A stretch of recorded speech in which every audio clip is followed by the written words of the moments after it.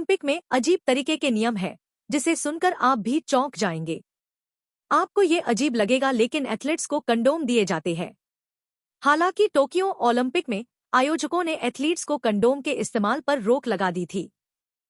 तब आयोजन समिति ने घोषणा की थी कि एथलीट्स इन कंडोम को याद के तौर पर घर ले जा सकते हैं। घरेलू धरती पर कदम रखने के बाद ही उन्हें इसका इस्तेमाल करना होगा। क्यों दिए जाते हैं ओलंपिक में कंडोम? इस पर हम खुलकर बात करेंगे। इससे पहले आप हमारे चैनल को सब्सक्राइब जरूर करें।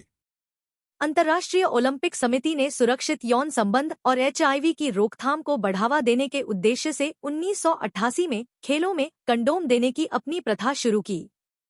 हालांकि रियो ओलंपिक के मुकाबले टोक्यो ओलंपिक में कम कंडोम वितरित किए गए।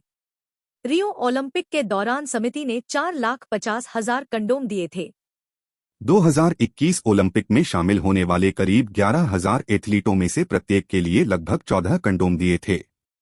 पुराने नियम और परंपरा कोविड-19 से पहले था।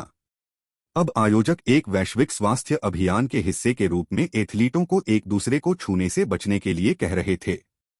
समिति ने अपने कंडोम कार्यक्रम की घोषणा करते हुए 33 पन्नों की एक प्लेबुक जारी की थी। इसमें एथलीटों को शारीरिक संपर्क को कम करने के लिए प्रोत्साहित किया गया था। अब कोविड की वैश्विक समस्या नहीं है, इसलिए पेरिस ओलंपिक में ये प्रथा फिर से शुरू की गई है। जल्द ही पेरिस दुनिया के सबसे बड़े खेल आयोजनों में से एक ओलंपिक की मेजबानी करने जा रहा है। प्यार के शहर में आयोजकों ने प्रतिस्पर्धा करने वाले खिलाड़ियों के बीच अंतरंग संबंधों पर लगी पाबंदियों को हटाने का फैसला किया है और गांव में बांटने के लिए कंडोम का स्टॉक जमा कर रहे हैं। पेरिस 2024 ओलंपिक में टोक्यो ओलंपिक 2020 के दौरान लगी पाबंदियों को हटा देगा।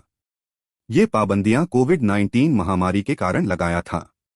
टोक्यो ओलंपिक में खिलाड़ियों को आपस में 1.5 मीटर की दूरी बनाए रखने और हाथ मिलाने या गले लगने जैसे शारीरिक संपर्क पर रोक लगाई गई थी। साथ ही सीमित दर्शकों को केवल ताली बजाने और नारे लगाने या गाने से मना किया गया था।